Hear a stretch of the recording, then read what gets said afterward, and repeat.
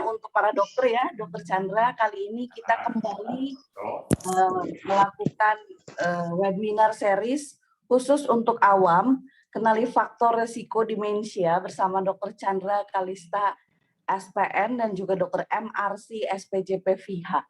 Nah, Iya, gue. Boleh bisa dibantu di unmute, Mbak Feby, Mbak Airin. Iya, sebelumnya kita ada teman-teman juga yang sudah men-share link absensi, mohon dibantu untuk diisi. Karena kita sudah start agak terlambat, mungkin saya langsung mempersilakan Dr. Chandra Kalista untuk men-share materi pagi ini. Terima kasih. Mbak Wulan, maaf mungkin Dr. Arsi dulu ya? Oh, Dr. Arsi dulu ya? Oke, sorry dok. Iya, Dr. Arsi terima kasih banyak sebelumnya dari Korwil Alzi Bandung. Kita sudah dibantu untuk sesi faktor risiko demensia dari kardio, mungkin karena banyak yang demensia vaskular ya, setelah stroke atau segala macam, itu bisa dijelasin sama Dokter Arsi.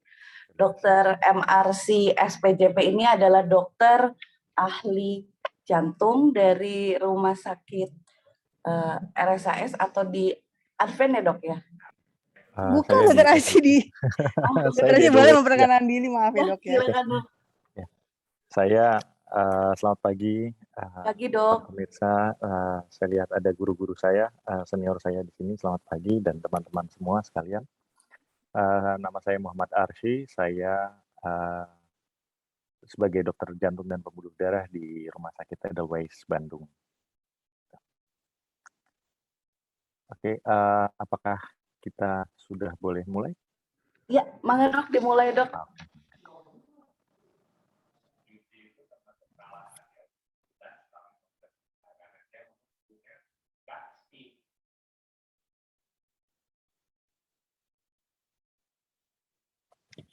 Oke, apakah slide saya sudah terlihat dengan jelas?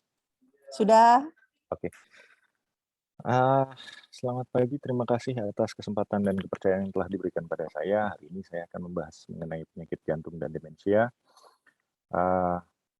Sebelumnya saya mau membahas sekilas tentang demensia. Saya pikir di sini dalam rangka World Alzheimer's Month kita sudah mengetahui, tapi saya akan restate facts dari WHO per tanggal 2 September 2021. Oke, demensia adalah kumpulan gejala penurunan fungsi kognitif yang tidak sesuai dengan usianya, mempengaruhi kurang lebih 55 juta orang yang hidup saat ini, kemudian merupakan penyebab kematian nomor 7 teratas, dan salah satu penyebab utama disabilitas dan ketergantungan pada usia lanjut. Memiliki efek psikologis, sosial, dan ekonomi, baik pada pasien, caregiver, dan orang-orang terdekat. Oke. Demensia sendiri merupakan satu meminjam skemanya Alzi. Itu adalah istilah umbrella term atau istilah yang meliputi berbagai kelainan. Di antaranya demensia akibat Alzheimer's, Lewy bodies, frontotemporal dementia, dan Parkinson's dementia. Di sini kita bisa lihat di gambar sebelah kanan, kita bisa lihat bahwa Alzheimer's merupakan bentuk demensia tersering yang dijumpai bisa mencapai 70% dari seluruh demensia yang terdiagnosis. Oke. Sebelum kita mulai, saya mau share mengenai sistem jantung dan pembuluh darah. Saya akan mulai dari gambar paling tengah. Paling mudah menganalogikan jantung dan pembuluh darah sebagai pompa listrik yang biasa kita gunakan di rumah untuk air. Karena pompanya punya komponen mekanik, punya komponen listrik. Pipanya adalah pembuluh darah kita. Nah, di sini secara mudah yang merah itu menggambarkan darah yang bersih, yang mengandung makanan, oksigen, nutrisi dan oksigen yang diedarkan oleh jantung, terutama peran di sini dipegang oleh jantung sebelah kiri. Ini adalah jantung sebelah kiri. Sedangkan yang warna biru itu adalah darah kotor atau darah yang berisi zat sisa dan gas karbon dioksida terutama yang akan dikembalikan ke jantung untuk kemudian dipompa ke paru-paru. Di sini kita bisa lihat ada komponen di atas ini. Di sini BOS ini jatah paling besar adalah untuk otak. Gitu. Nah, sisanya 20%, ulangi 20% dari seluruh volume darah yang dipompa jantung setiap harinya itu diberikan pada otak. Nah, di sebelah kiri saya mau memperlihatkan ini anatomi jantung kurang lebih skemanya seperti ini. Ada otot, ada pembuluh-pembuluh darah besar, pipa-pipa utama begitu. Serta ini ada pembuluh darah kecil-kecil. Nah, jantung kan kerja tiap hari. Nah, di sini ada pembuluh darah koroner yang kerjanya memberi makan pada jantung supaya dia bisa bekerja dengan baik. Kenapa jantung bergerak? Jantung bergerak karena sistem kelistrikan dari jantung memungkinkan otot-ototnya untuk bergerak secara kontinu, tidak pernah berhenti. Oke. Apabila dipotong, jantung akan kurang lebih akan terlihat seperti ini. Dipotong di tengah-tengah, ini gambar ini. Kalau saya potong di tengah-tengah, akan kelihatan seperti ini. Yang merah, saya ingatkan lagi itu jantung sebelah kiri, kemudian jantung sebelah kanan. Ini yang kecil adalah serambi jantung, yang besar ini bilik jantung. Nah, selanjutnya kita mungkin berpikir, apa sih hubungannya demensia pada penyakit jantung dan pembuluh darah? Kenyataannya di lapangan, banyak sekali pasien demensia yang mengidap juga penyakit jantung dan pembuluh darah tanpa kita ketahui mana yang duluan atau mana yang menyebabkan siapa. Pada umumnya memang kelainan jantung dan pembuluh darah pada satu tahap akan disertai dengan penurunan fungsi kognisi atau fungsi luhur dari otak kita. Nah, kerugiannya dari pasien dengan demensia yang memiliki penyakit jantung dan pembuluh darah sangat besar. Yang pertama, beban perawatan terutama. Kita harus memikirkan interaksi obat karena berbagai jenis demensia harus atau bisa diberikan obat. Sedangkan penyakit jantung dan pembuluh darah yang sudah terdiagnosis hampir selalu diberikan obat. Jadi beban obatnya akan semakin besar. Belum lagi interaksi antara obat yang harus diperhitungkan. Kemudian sudah menjadi fakta yang established atau yang sudah diketahui bahwa pada pasien penyakit jantung dengan demensia maka hasilnya atau perjalanan penyakitnya akan lebih jelek. Gitu. Penyakit jantungnya akan lebih cepat memburuk, kontrolnya akan tidak sebaik pasien-pasien tanpa demensia. Kemudian komplikasi multiorgannya juga lebih sering yang berujung pada angka kematian yang lebih tinggi. Begitu. Nah, kemudian tadi kita bahas tentang jantung. Penyakit jantung seperti apa sih yang paling sering mengakibatkan demensia? Saya mencoba list beberapa kondisi jantung di sini. Yang mungkin agak membingungkan adalah penyakit jantung dengan itu sendiri tanpa harus dengan demensia itu bolak-balik. Penyakit jantung koroner bisa mengakibatkan gangguan irama, gagal jantung, kemudian mengganggu katup jantungnya sendiri, begitu juga kebalikannya. Di sini saya list ada 5, ada 1 penyakit jantung koroner, 2 gangguan irama, dan yang paling sering saya hanya akan bahas fibrilasi atrium atau atrial fibrillation, kemudian gagal jantung atau heart failure, penyakit katup jantung, dan penyakit jantung bawaan. Dari 5 ini, mari kita mulai satu-satu. Nah, kembali lagi ke overview tentang sistem jantung sama pembuluh darah. Di sini saya ingatkan tadi ada bosnya di sini. Disinilah curah jantung itu diperuntukkan. Jadi 1/5 dari fungsi pompa jantung, darah yang dipompakan itu akan lari ke otak untuk menghidupi otak, memberikan makanan, memberikan suplai oksigen. Gangguan apapun pada pompa yang mengganggu suplai darah ke otak berpotensi pada jangka panjang ataupun akut, dua-duanya bisa secara kronis atau menahun, bertahun-tahun baru timbul demensia atau seketika. Nah, demikian juga pada pipanya.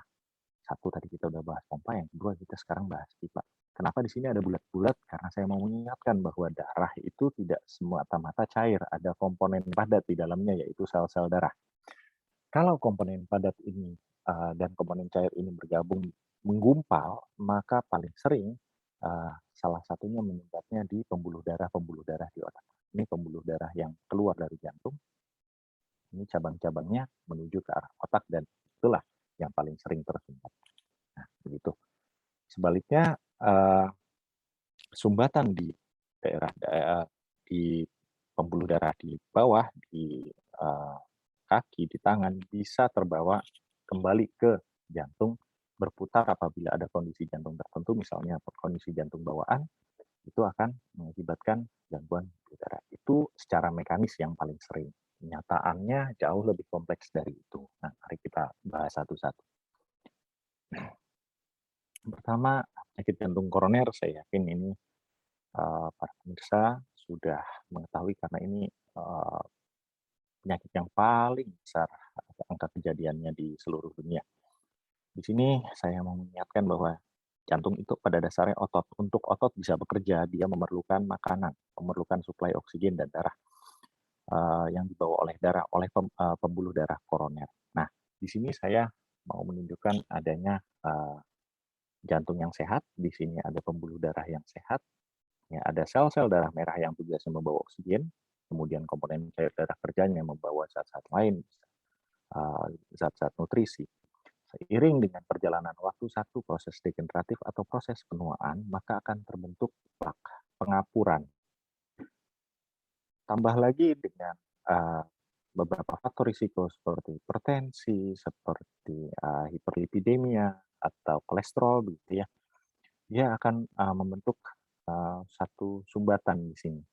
Biasanya pada saat ini sudah bergejala, kita sebutnya angina pectoris atau nyeri dada yang diakibatkan kondisi otot jantung kurang makanan.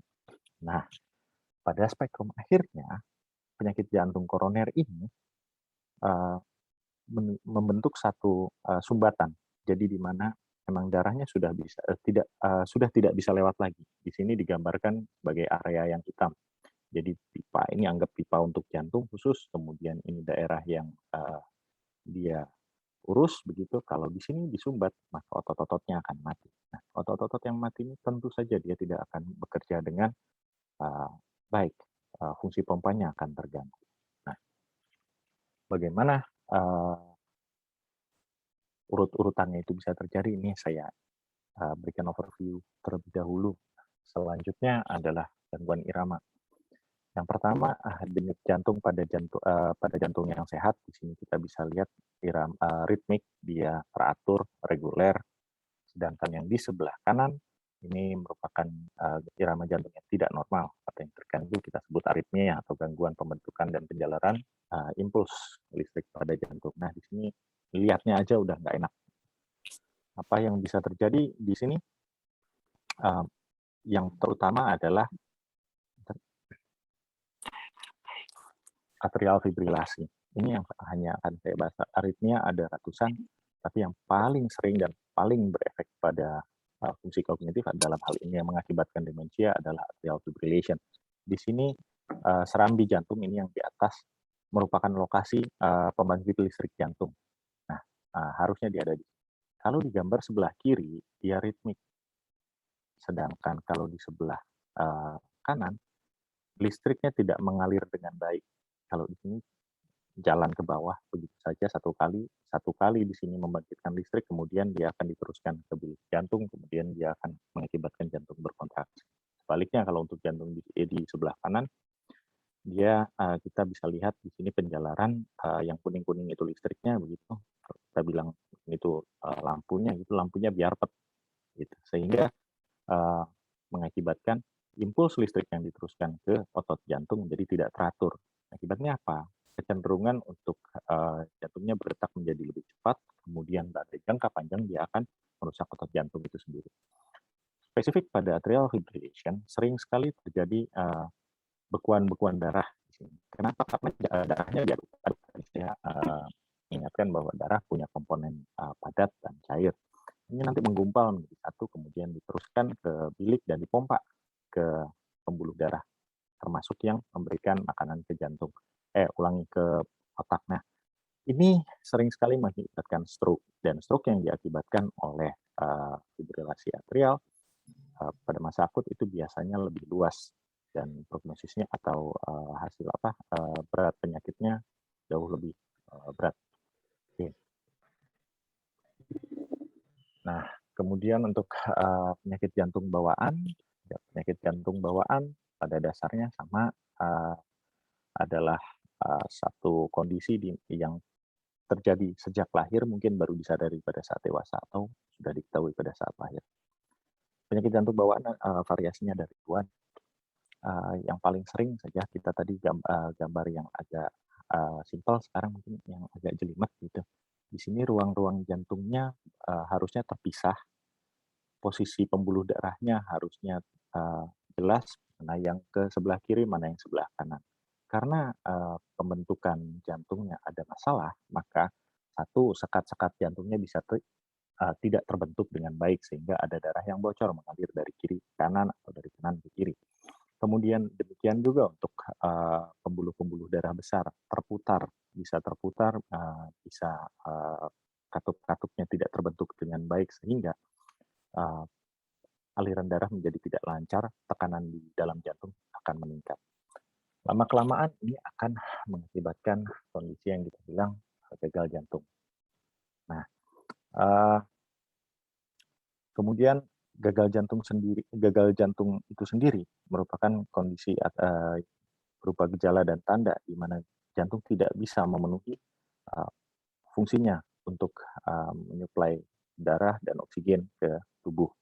Nah, di sini dari infografis saya bagi menjadi dua, ada kegagalan pompa, ada kegagalan tekanan. Di sini ada yang pertama ini adalah di mana otot-otot jantung tidak cukup kuat untuk memompa, sehingga darahnya menjadi berkurang, kemudian ukuran jantungnya biasanya menjadi besar.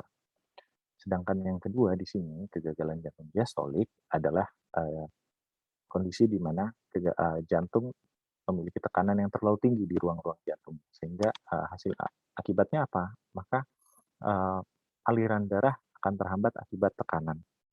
Gejalanya kurang lebih sama. Apa saja gejala dari gagal jantung ini? Yang paling sering adalah mudah lelah, kemudian penambahan berat badan karena cairan akan menumpuk di tubuh, tidak terpompa dengan baik, sehingga berat akan dalam 2 hari bisa bertambah 1 atau 2 kilo. Ini bengkak biasanya pasien.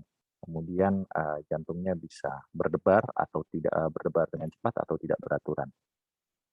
Kemudian apa penyebabnya? Nah, di sini hal yang penting adalah kita untuk dua di sini kita bilang adalah faktor risiko. Artinya kondisi-kondisi yang terdapat pada satu orang yang bisa meningkatkan risiko terjadinya penyakit jantung.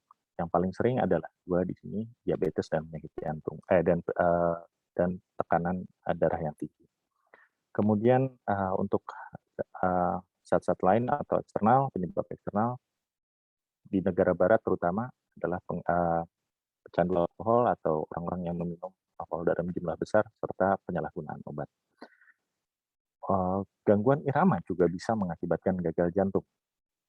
Selain itu ada beberapa gagal jantung yang terkait gen sehingga diturunkan.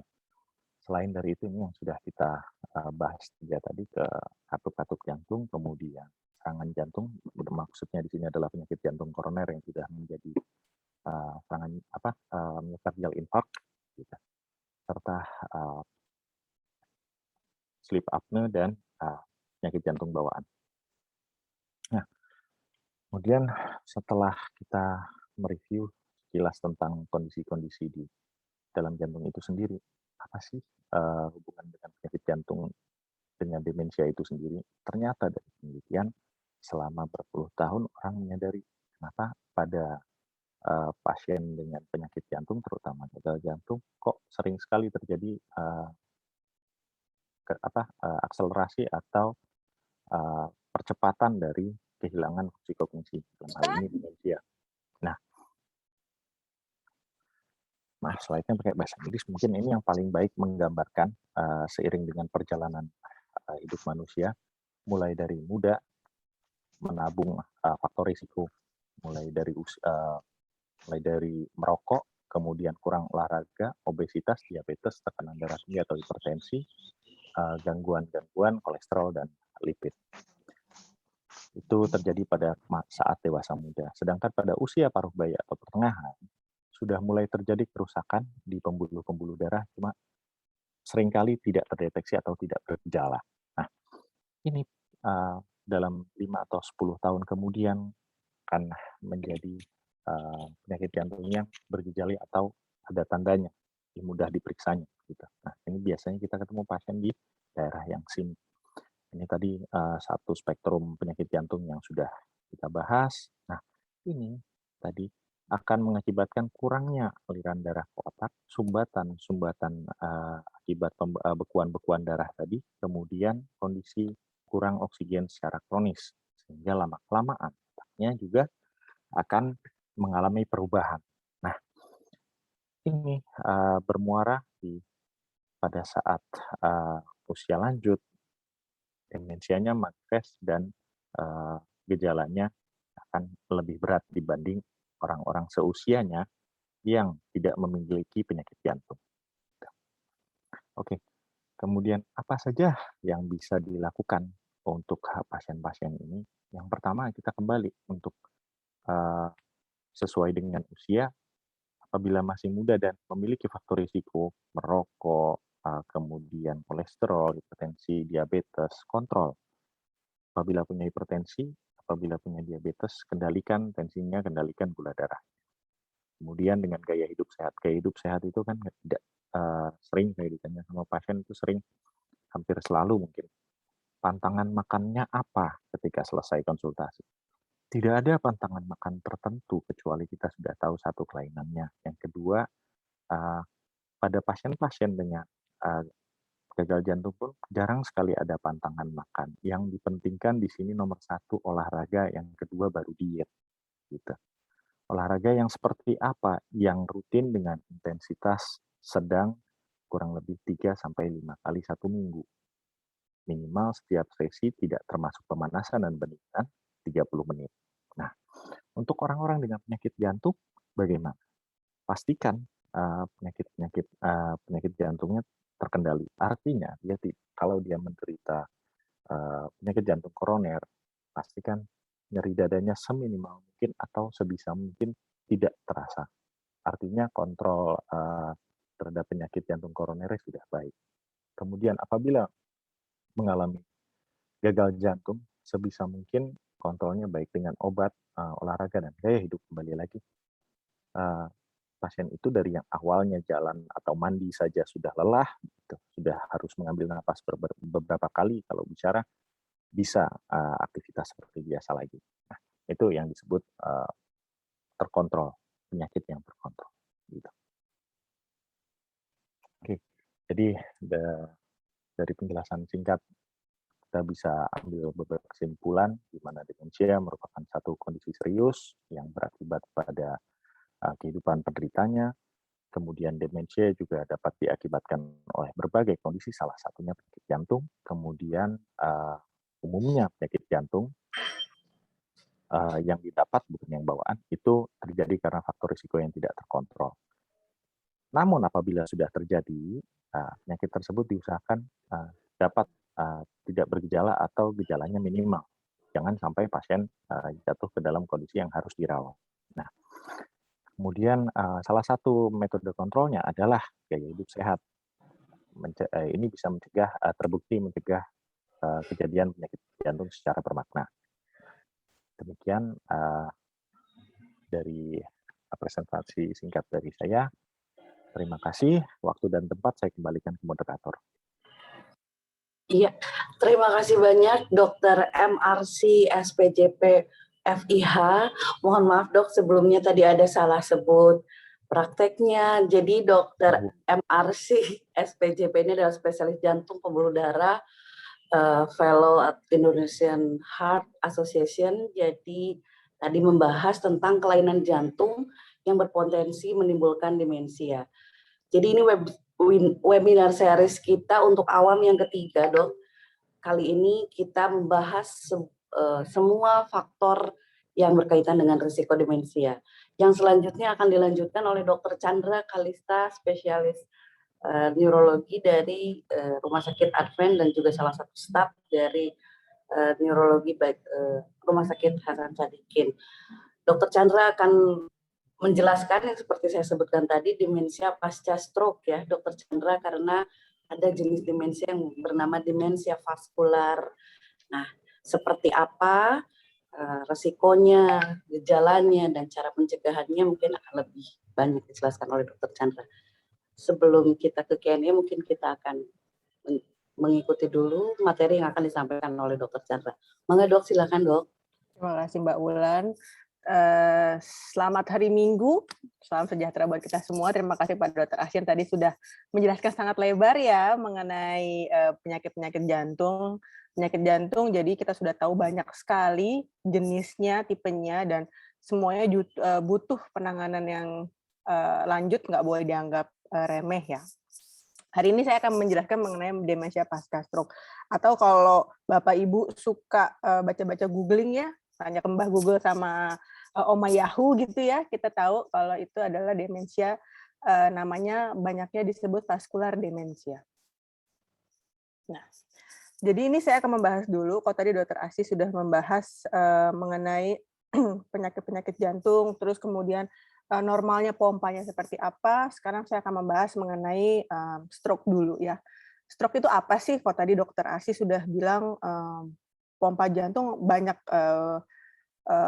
komposisi dari pompa jantung itu banyak yang ke otak.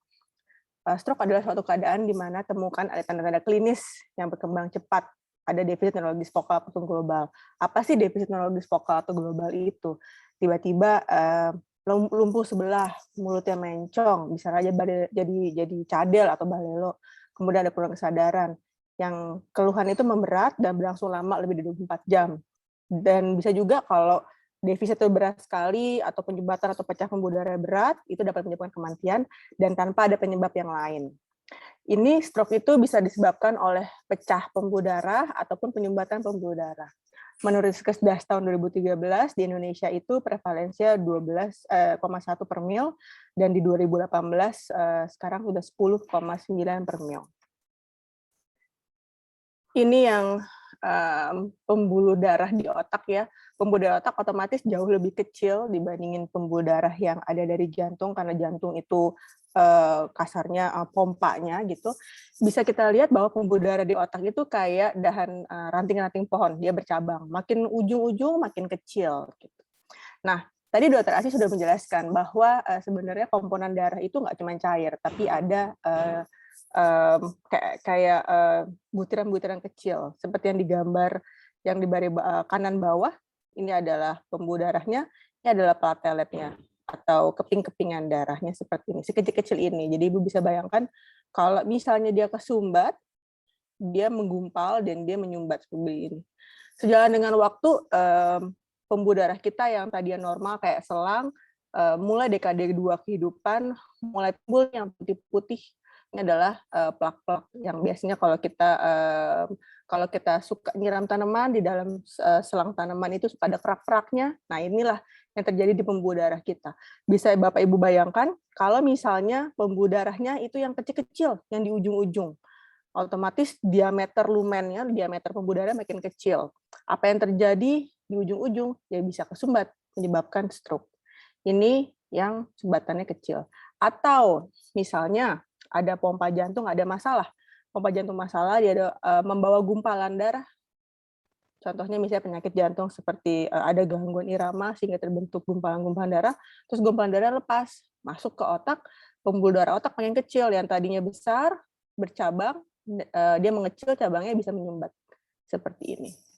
Dan bisa juga misalnya tensinya tinggi sekali, pembuluh darahnya ini sudah tidak elastis sejalan dengan perjalanan usia, otomatis dia bisa pecah. Nah, ini kalau Bapak Ibu pernah ataupun mungkin yang sudah pernah mengalami stroke atau keluarga ada mengalami stroke, biasanya salah satu pemeriksaan penunjang yang sering kita lakukan dan lebih cepat mudah adalah pemeriksaan CT scan kepala. Ini adalah contoh dari CT scan pasien dengan Stroke penyumbatan, ini yang sudah diberikan tanda. Penyumbatan itu tergantung dengan lokasinya, seperti yang tadi sudah digambar otak. Apakah dia pembuluh darah yang ujung-ujung yang kecil-kecil, ataupun yang pembuluh darah yang masih dekat-dekat pangkal, otomatis besar. Kalau ini yang sebelah kiri atas, bisa dilihat yang dilingkarin ini adalah yang kesumbat kecil-kecil. Ini adalah yang di sebelah kiri, di sisi sebelah kanan. Dia otak kita itu dibagi menjadi dua. Kita bisa lihat sebelahnya ini nggak ada, tapi yang sebelahnya ini yang kesumbat warna hitam. Oke. Atau enggak pembuluh darahnya agak sedang, agak lebih besar. Kesumbatnya otomatis akan besar. Atau misalnya di pangkalnya. Bisa Bapak Ibu lihat nih kesumbatnya cukup besar, hampir setengah otak. Dan efeknya ini banyak. Mungkin yang kecil-kecil gejalanya minimal, atau mungkin malah nggak ketahuan ada gejalanya. Kadang-kadang gejala yang muncul tergantung dari posisi kesumbatnya. Otomatis kalau yang bagian tengah ini penyumbatannya besar, gejalanya kemungkinan besar akan besar. Mulai dari penurunan kesadaran, gangguan berbicara, penurunan kesadaran itu salah satu faktor kita bisa menilai apakah besar atau tidak penyumbatannya itu. Kemudian kita lanjut. Apa itu demensia pasca stroke? Tadi Dr. Asih juga sudah menjelaskan mengenai sekilas ya tentang demensia nih. Demensia pasca stroke ini merupakan tipe demensia kedua terbanyak setelah Alzheimer. Ini didefinisikan sebagai penurunan fungsi kognitif ya, termasuk kemampuan memori, berbahasa, pemecahan masalah, ataupun kemampuan berbahasa yang timbul setelah terjadi kerusakan otak akibat penurunan suplai darah ke otak. Nah, gejalanya secara umum sebenarnya mirip dengan gejala demensia, tapi kejadiannya lebih mendadak. Kalau demensia secara umum, dia ada penurunan fungsi kognisi. Kalau yang Alzheimer, lebih ke awalnya itu gangguan memori dulu. Tapi kalau yang demensia pasca stroke ini tergantung dari lokasi. Contoh, misalnya di bagian otak bagian depan, kemampuan untuk melakukan aktivitas harian itu menurun karena gangguan berkonsentrasi, komunikasi, atau tidak dapat mengikuti instruksi. Kemudian, kalau sudah di daerah otak yang mengatur memori, otomatis terjadi gangguan memori atau daya ingat. Walaupun gangguan memori jangka pendek mungkin tidak bermasalah. Kemudian pasien bisa bingung, dan biasanya lebih meningkat pada malam hari. Jadi begitu malam, mulai itu timbul gejala-gejala mulai tidak nyaman, terus bawaannya pingin pergi, jadi agitasi, jadi emosian, itu bisa muncul pada malam hari. Kemudian diikuti juga dengan gejala stroke-nya itu sendiri. Kelemahan anggota ekstremitas sesisi, baik kanan maupun kiri, ada bicara pelo, mulutnya mencong, terus kalau sudah lama stroke-nya bisa ada kaku atau spastis pada anggota gerak yang terkena, kemudian bisa jadi perubahan kepribadian, pasiennya itu gampang marah, kemudian bisa ada cenderung depresi, terus gangguan dalam berjalan keseimbangan. Ini bisa disebabkan oleh beberapa hal. Satu, ada kelemahan otot, salah satu otak kanan atau kiri, ataupun keseimbangan secara umum. Jadi pasiennya gampang jatuh. Kemudian gangguan berkemih seperti sulit berkemih ataupun malah mengompol. Gejala-gejala lain ini bisa muncul juga sesuai dengan lokasi stroke itu sendiri. Contohnya, misalnya di bagian otak bagian belakang ada keluhan pandangannya menjadi buram. Nah, siapa sih yang beresiko terkena demensia vaskular? Kalau Dr. Asih sendiri tadi sudah menjelaskan berbagai macam jenis gangguan jantung dan apa saja penyebab-penyebabnya. Kalau di sini prinsipnya kalau demensia vaskular adalah kelainan pada pembuluh darah otak, baik itu karena kelainan karena darah tinggi ataupun kelainan penyakit autoimun atau ada infeksi pada pembuluh darah di otak, itu dapat menyebabkan gangguan, dan kalau berlangsung terus-menerus dapat menyebabkan demensia vaskular atau demensia pasca stroke itu sendiri. Kalau secara umum demensia vaskular ini pada usia-usia tua. Karena kita tahu sejak dekade kedua kehidupan, sejak umur 20, timbulnya plak-plak pada pembuluh darah itu akan semakin meningkat. Apalagi kalau pola hidup kita tidak baik. Kemudian hipertensi.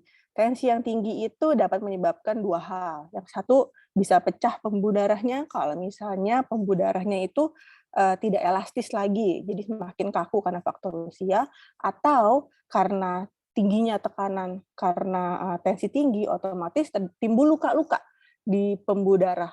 Nah, lukanya itu oleh tubuh mempunyai kemampuan untuk menutup luka-luka yang ada di dalam lumen atau dinding pembuluh darah. Bisa bayangkan yang tadinya lumennya sebesar ini, sekarang begitu ada luka menjadi semakin kecil. Otomatis aliran darahnya semakin berat untuk masuk ke jaringan yang akan diperdarahi. Kemudian merokok. Merokok juga sama. Merokok itu dapat menyebabkan gangguan pembuluh darah. Dia akan dapat menyebabkan pembuluh darah menjadi tidak elastis, kemudian terjadi penyumbatan karena oksidan yang timbul dari rokok itu sendiri. Keempat, kolesterol tinggi. Kelima, ada diabetes. Keenam, ada gangguan irama atau penyakit jantung yang sudah Dr. Asih jelaskan. Kegemukan atau obesitas juga mempengaruhi.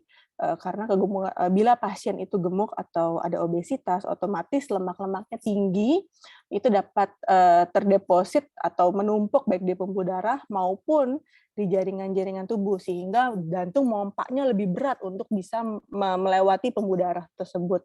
Kemudian aktivitas. Kurangnya aktivitas dapat menyebabkan kalori yang kita makan itu tidak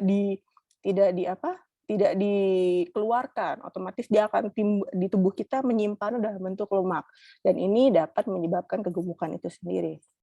Selanjutnya pil KB. Kenapa pil KB ini mungkin Bapak Ibu baru pernah mendengar, kenapa tiba-tiba ada pil KB? Seperti yang kita ketahui pada pil KB itu ada hormon. Hormon pada perempuan itu sangat berperan terhadap pembuluh darah. Makanya seringkali kita menanyakan kalau misalnya ibunya ke rumah sakit, ibu ada riwayat minum pemakaian KB hormonal atau pil, kemudian apakah riwayat menstruasinya lancar, atau misalnya apakah menopause dini, itu pasti yang kita tanyakan, karena estrogen itu sangat berperan pada vaskularisasi atau pembuluh darah pada perempuan. Kemudian peningkatan kekentalan darah. Seringkali pasien datang ke saya, "Dok, iya dok, tadi saya diambil darahnya kental banget dok, apakah itu saya kekentalan darah ya? Apa saya mesti minum obat pengencer darah?" Belum tentu Ibu, karena itu tergantung dari, biarpun itu secara kasat mata, kita ngeliat darahnya kental, tapi kita harus menilai lagi komponen-komponen darahnya bagaimana. Di dalam darah itu banyak komponen, yaitu ada keping-kepingan darah, saudara merah, saudara putih, gitu. Kita mesti menilai apakah memang tendensi cairan darahnya itu cenderung mengental atau tidak. Karena kita butuh pemeriksaan lebih lanjut, tidak hanya sekedar melihat, oh diambil darahnya susah nih masuk ke dalam botol atau netesnya lama gitu. Itu mesti kita nilai lebih lanjut. Kemudian, apakah ada riwayat demensia di dalam keluarga? Penelitian sudah membuktikan pada keluarga yang orang tuanya atau nenek moyangnya memiliki riwayat demensia, maka pasien tersebut memiliki resiko lebih tinggi untuk terkena demensia. Kemudian selanjutnya riwayat kardasil atau penyakit autoimun lainnya. Pada penyakit-penyakit autoimun seperti ini terjadi inflamasi di dalam pembuluh darah seluruh tubuh dan terutama yang di otak ini, karena kita membahas tentang demensia. Nah, inflamasi atau radang pada pembuluh darah ini dapat menyebabkan gangguan dari vaskularisasi, sehingga dapat menyebabkan daerah otak tertentu tidak mendapatkan makanan atau tidak mendapatkan suplai oksigen, sehingga dapat terjadi gangguan untuk berpikir, gangguan untuk daya ingat, sehingga dapat menimbulkan demensia. Nah, kalau misalnya apa yang harus dilakukan nih kalau sudah terkena stroke dulu lah. Gitu. Tujuan utamanya adalah sebenarnya mengobati penyebab dari gangguan aliran darah ke otak dan menurunkan resiko bertambahnya kerusakan otak. Satu hal yang pasti, harus kontrol rutin ke dokter gitu. Dan harus dicari tahu dia selain stroke penyebabnya apa. Jadi sebenarnya stroke ini adalah komplikasi ya, kalau kita secara gamblang menyebutkan gitu.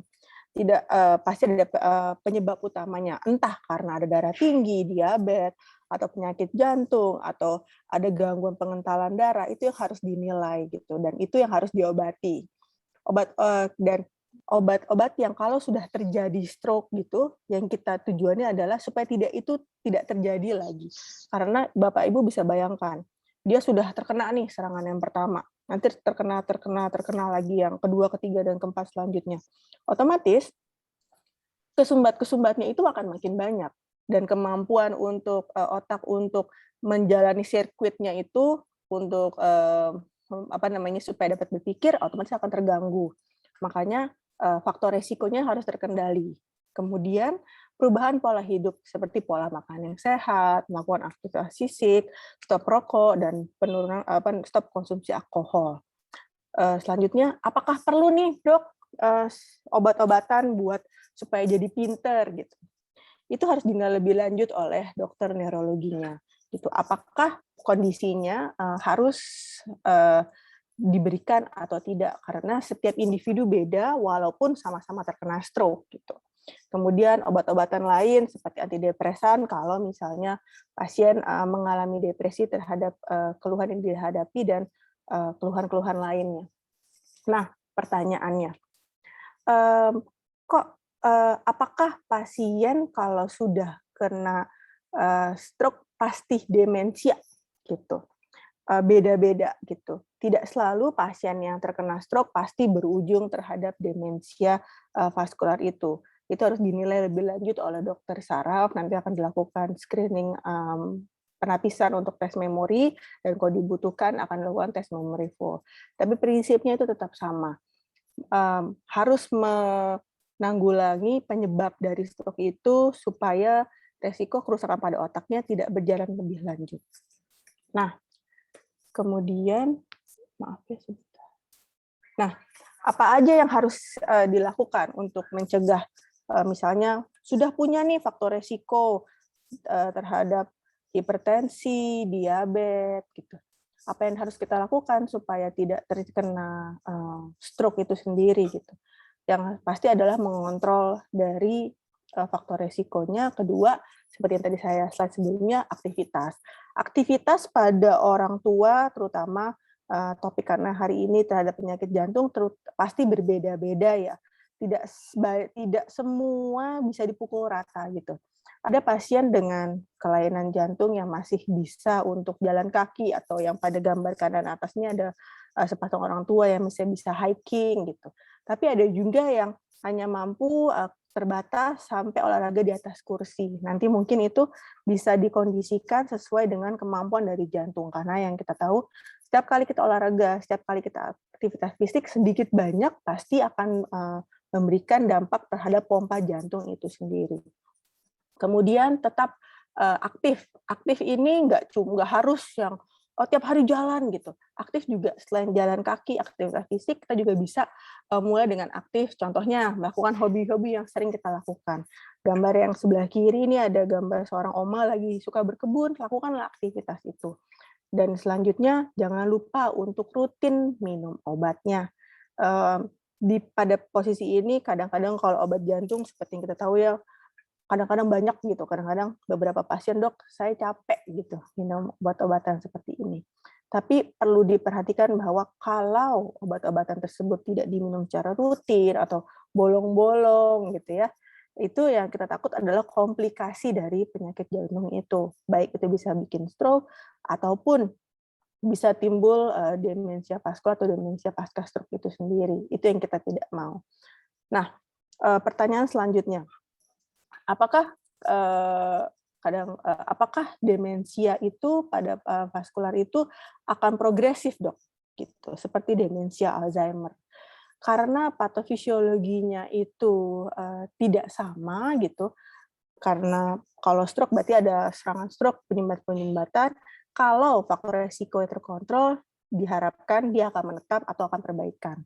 Makanya harus menjaga faktor resikonya itu. Tapi kalau misalnya pada dasarnya memang sebenarnya pasiennya ada demensia Alzheimer dulu, kemudian dia terkena stroke, serangan stroke, itu akan memperparah dari demensianya. Jadi kita ngomongnya mixed type demensia. Jadi ada banyak proses yang berkembang di situ.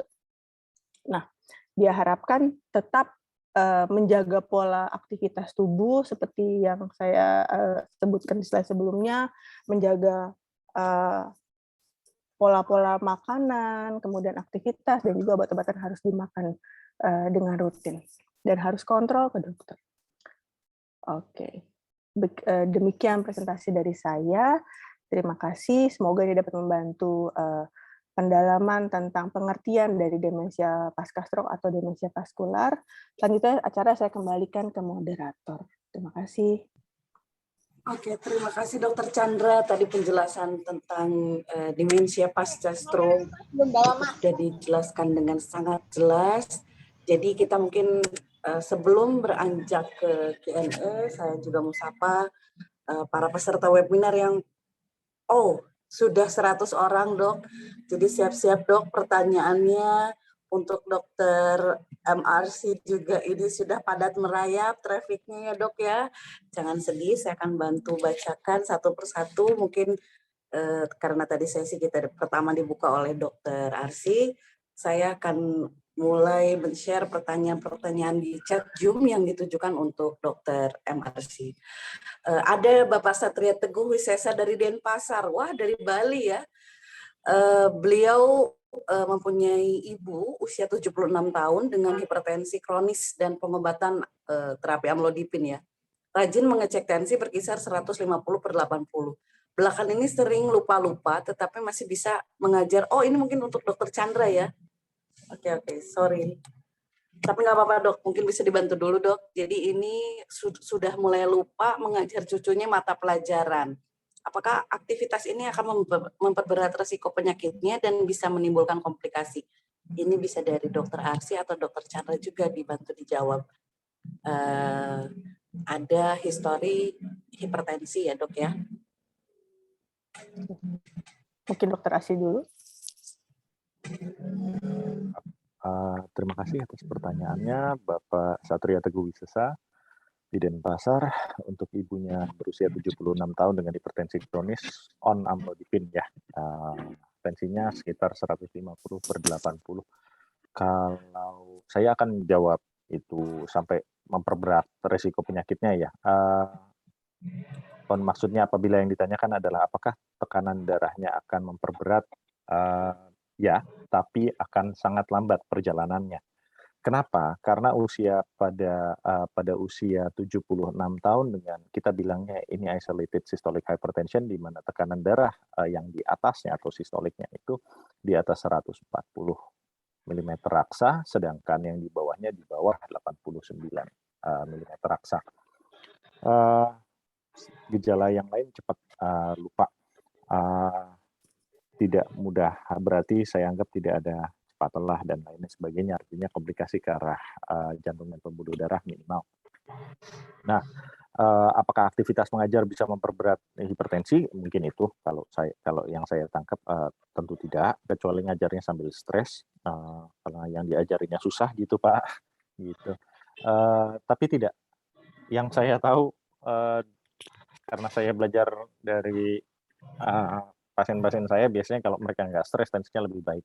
Dan isolated systolic hypertension pada pasien orang tua itu sangat umum dan prognosisnya atau kedepannya jauh lebih baik dibandingkan hipertensi yang lain, misalnya diastolnya 100 gitu, tapi tekanan atasnya cuma 140 begitu ya. Oke. Mangga, Dokter Chandra. Maka Dokter Chandra mungkin mau menambahkan. Kalau tadi sudah mulai suka lupa-lupa ya, mesti dinilai lagi lupa-lupanya ini apakah satu sudah mengganggu aktivitas harian, apa kemampuan yang dasar seperti makan, mandi, pakai baju, kemudian untuk toileting ya, buang air besar, buang air kecil, apakah itu terganggu? Karena kalau orang tuanya ini punya faktor resiko, ya faktor resikonya sudah jelas gitu, harus dievaluasi lagi. Karena seringkali pada orang tua gitu banyak terjadi yang namanya mild cognitive impairment. Jadi sudah mulai pikun-pikun tuh, yang sering banget tuh orang tua anggap biasa lah, namanya juga orang tua gitu ya, pikun-pikun. Tapi itu sebenarnya harus dievaluasi lagi karena penelitian menunjukkan bahwa MCI itu mempunyai faktor risiko berkembang menjadi demensia. Jadi sebaiknya sih orang tuanya dicek ya ke dokter saraf untuk minimal dilakukan screening terlebih dahulu ya. Apakah benar ini yang lupa-lupanya, atau yang tadi karena sekarang multitasking gitu, orang tua tidak terbiasa multitasking, itu dapat mengganggu konsentrasinya. Gitu. Baik, kita lanjut untuk pertanyaan kepada Dokter MRC. Ini ada Ibu Evelyn. Ada 4 pertanyaan, Dok. Membedakan serangan jantung dan sesak nafas karena COVID. Yang kedua, saat serangan terjadi, apakah yang harus kita lakukan sebelum pertolongan ke rumah sakit? Itu dulu mungkin, Dok. Saya share dua pertanyaan dulu, Dok. Terima kasih, Bu Evelyn. Membedakan serangan jantung dengan Sesaknya mungkin ya, Dok. sesaknya jantung dengan COVID. Oke. Betul. Itu pertanyaan susah kalau saya nggak lihat pasiennya, jujur aja, karena betul tadi saya jelaskan bahwa pasien dengan gagal jantung, baik yang sistolik maupun diastolik berdasarkan apa yang tadi saya jelaskan, punya gejala-gejala sendiri yang dua-duanya sesak nafas, mudah lelah, dan terutama adalah sesak nafas yang akan memberat apabila melakukan aktivitas berkurang dengan istirahat, tapi COVID juga, atau infeksi paru apapun juga bisa begitu. Yang agak khas dari penyakit jantung adalah sesak akibat gagal jantung adalah ketika dibawa berbaring, pasiennya akan lebih sesak. Dia akan lebih lega, lebih tidak sesak dengan posisi duduk atau setengah duduk. Jadi biasanya pasiennya lebih nyaman, makin tinggi posisinya makin nyaman, sampai ada, kalau udah parah sekali ya pasiennya harus tegak terus, nggak akan bisa senderan lebih kurang dari lebih dari 90 derajat. Kemudian kalau untuk COVID, ya, karena untuk COVID itu sendiri bisa, atau infeksi apapun bisa mengakibatkan satu peradangan pada jantungnya, muaranya adalah gagal jantung, maka gejala-gejala yang kita cuma berdasarkan gejala itu aja ya. Sama satu lagi, apabila keterlibatan jantung, pasien sering sekali mengalami paroxysmal nocturnal dyspnea atau sesak nafas yang terjadi pada saat tidur, pada saat berbaring, ketika tekanan di otaknya, tekanan yang dibutuhkan darah untuk mencapai ke otak lebih rendah daripada biasanya pada jantung yang daya pompanya rendah. Sehingga ketika diturunkan si tekanan ke otak yang dibutuhkan untuk sampai otak, maka jantungnya nggak sampai ke paru-paru. Makanya pasiennya biasanya habis tidur 1-2 jam, kemudian harus bangun karena sesak, harus tegak dulu, biasanya diikuti dengan buang air kecil atau terengah-engah yang berangsur mereda, baru bisa tidur lagi. Itu dari saya. Pertanyaan kedua apa ya, maaf? Saat serangan terjadi, apa yang harus dilakukan sebelum pertolongan ke rumah sakit, Dok? Jangan dikasih. Oke, kalau pasien sesaknya sudah, jadi kalau pasien sesak karena kita yakin nih udah pasien penyakit jantung atau tiba-tiba kita anggap satu gagal jantung yang akut, maka yang pertama adalah paling gampang ya, jangan dikasih minum. 1, keselak, 2 akan memperbanyak volume cairan. Jadi sesak di pasien dengan gagal jantung, terutama gagal jantung sistolik atau gagal jantung kiri, terjadi akibat kelebihan volume cairan di badan, tidak mampu dipompa, jadi overload begitu. Nah, yang seperti ini jangan dicoba ditambahin cairan tanpa memberikan obat untuk mengeluarkan cairan itu terlebih dahulu, makin sesak nanti. Posisinya diusahakan lebih tegak sedikit. Dan pasiennya harus ditenangkan. Semakin pasiennya anxious atau cemas atau stres, maka detak jantungnya makin cepat, sementara fungsi pompanya tidak bagus, sehingga hasil akhirnya pompa jantungnya malah semakin turun kapasitas darah yang dipompa. Itu sih. Kalau ada oksigen bisa dikasih oksigen. Oke. Berarti yang dilanjutkan lagi, Bu Evelyn, ada pertanyaan tentang PULPS. Itu seperti apa, Dok? Pemeriksaan PULPS. Saya sampai menjapri beliau, apakah Dok, itu namanya necrosis pulse, Dok. Dokter, saya sudah jawab necrosis pulse. Oh, sorry. Necrosis saya sudah jawab ke dokter. Maaf ya. Terima kasih, dokter. Oke.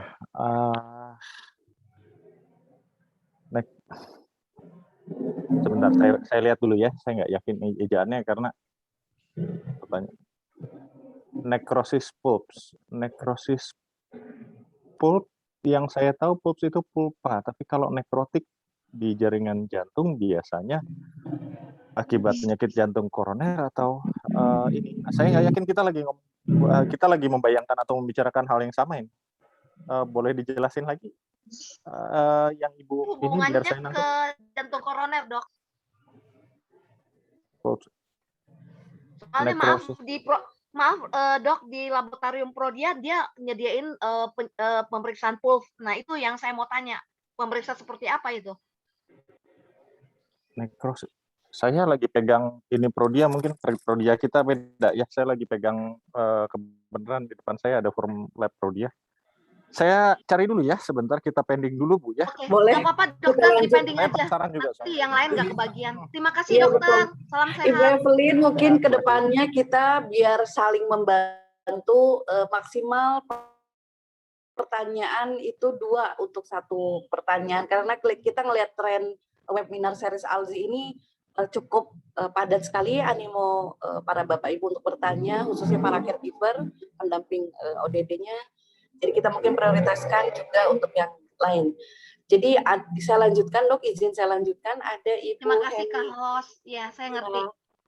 Baik, ada Ibu Heni Hartini. Ibu Heni Hartini ingin bertanya, beliau ada histori penyakit MAH dan beberapa bulan ini mengalami sesak nafas sampai tangan kram dan sampai dirawat 3 kali.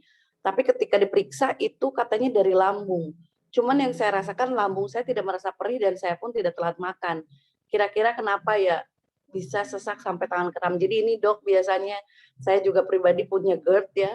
Memang sensasinya mirip sekali dengan penyakit kalau ada kita tuh bisa jadi parno itu dari jantung. Mungkin bisa bantu menjelaskan Dok. Baik, terima kasih. Yang bikin saya lega adalah ketika Ibu bilang saya 3 kali sampai dirawat, kemudian dibilang penyakit jantung. Kenapa? Kalau keluhannya seperti Ibu, yang pertama harus yang dikerjakan di IGD, pasti Ibu diperiksa jantungnya dulu. Karena 2 hal ini memang kadang-kadang susah sekali dibedakan. Sampai kita lakukan pemeriksaan, apalagi kalau dengar ada yang bertanya ke pasien, Dok, bapak saya begini di rumah, gimana? Jawaban saya pasti pertama adalah bawa ke rumah sakit dulu. Kalau gitu nggak bisa saya bedain, gitu ya.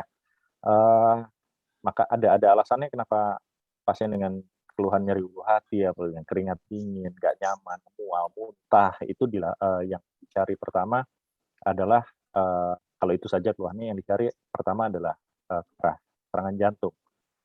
Karena gejalanya bisa sama persis buat di kasus-kasus tertentu, walaupun jarang gitu ya, bisa sama persis, bisa menjalar nyerinya disertai keringat dingin, kram di punggung, kemudian nyerinya kadang-kadang tidak bisa ditunjuk, jadi bingung, ditekan sakit juga, muntah iya, mual iya. Sebaliknya pasien jantung saya datang cuma pasien yang jelas-jelas serangan jantung, datang cuma mual muntah saja dengan agak sesak begitu.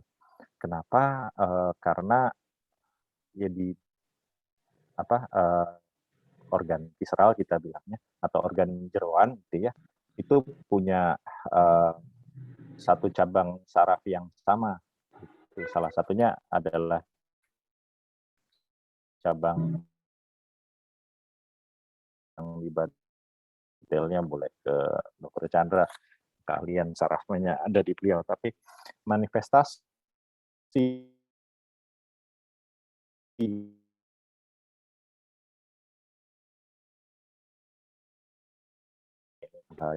gitu ya, yang sedang jadi akut, gejalanya bisa sama persis, gitu. Karena jalan informasinya sama gitu. Tuh, terima kasih Ibu. Apalagi ya tadi? Sudah Dok. Jadi ini blunder antara apakah serangan jantung, apakah memang betul dari lambung. Kita akan melanjutkan ke Ibu Sofia Adila. Dokter, saya ingin bertanya, kalau jantung normal, detak jantungnya per berapa menit, per berapa beat per menit? Oke. Itu variatif Ibu, tapi rule of thumb-nya atau pedomannya, kalau kata buku itu di 60 sampai 100, tapi kita biasanya kalau lihat kondisi pasiennya, kalau pasiennya sedang istirahat kemudian detak jantungnya di 50, nggak punya gejala apa-apa, itu standar. Apalagi orang-orang yang rajin sekali olahraga menjelang atlet, makin rajin beraktivitas maka makin efektif pompa jantungnya. Sebagai gambaran, kalau mau ngomong di bawah-bawah gitu ya, di bawah yang batas bawah, atlet-atlet pelatnas bulu tangkis kita aja heart rate-nya nggak ada yang di atas 40 gitu kalau lagi duduk diam istirahat gitu. Jangan lagi kalau lagi tidur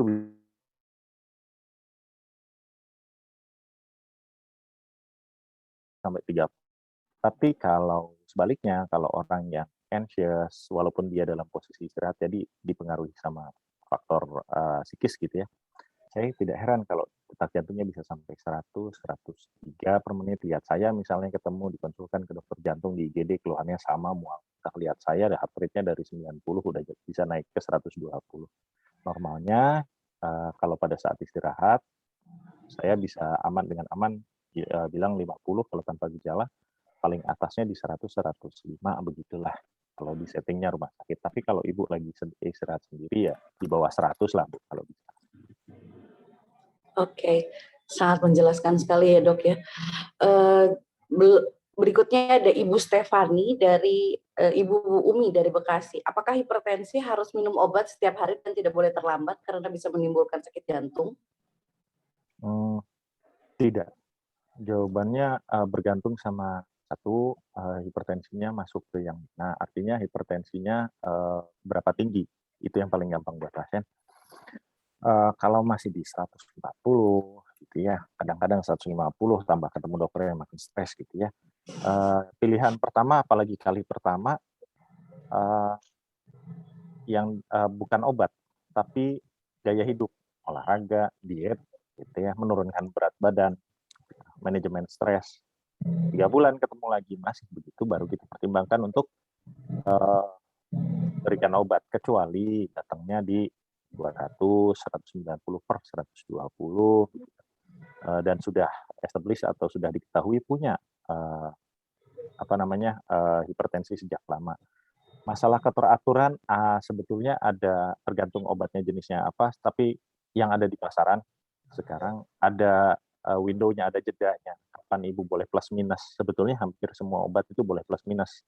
Kenapa saya terangkan ini di forum? Karena sering sekali dok, saya ini sampai kalau kemana-mana saya bawa jam ngantongin obat. Padahal minum obat antihipertensinya cuma 1 kali sehari, telat setengah jam aja stresnya bukan main.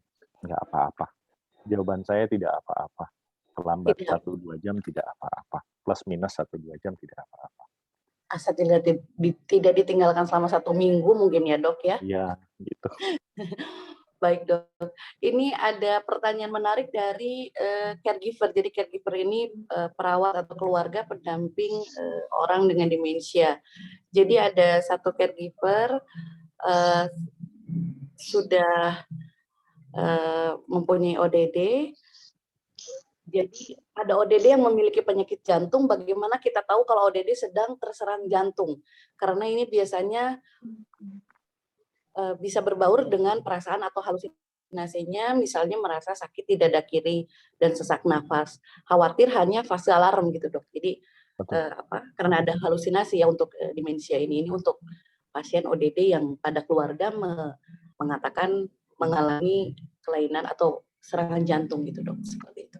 Betul, terima kasih.